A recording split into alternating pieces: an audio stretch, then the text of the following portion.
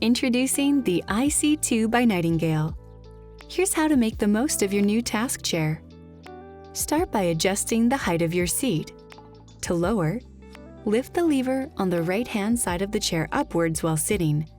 To raise the height, lift the same lever with all your weight off the seat. Next, adjust your tilt position. To lock chair in desired position or free movement, pull lever up on left-hand side of seat and release. To unlock, turn the lever on the left-hand side of the chair up and gently lean into back to activate the positive back lock release. Next, to adjust the position of the seat depth, lift the lever on both sides of the seat at the same time. When both levers are activated together, move your seat to the desired position while seated, then release to lock. Next, adjust your backrest's tension for when you want to recline. Turn the knob underneath the front of the seat of the chair clockwise to increase tension. Turn counterclockwise to decrease tension. To adjust the arm height, pull the button found just below the arm pads up and move into desired position. Release to lock.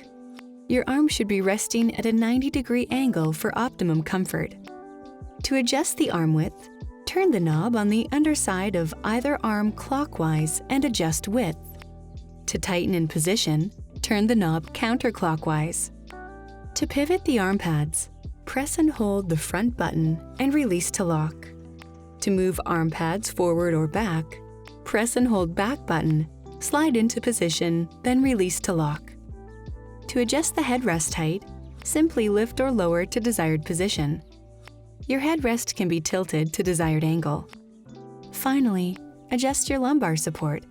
To adjust height position, lift or lower lumbar support pad to appropriate height and release. To adjust the depth of the lumbar support pad, turn the knob clockwise to increase and counterclockwise to decrease depth. Now, this IC2 chair is uniquely yours.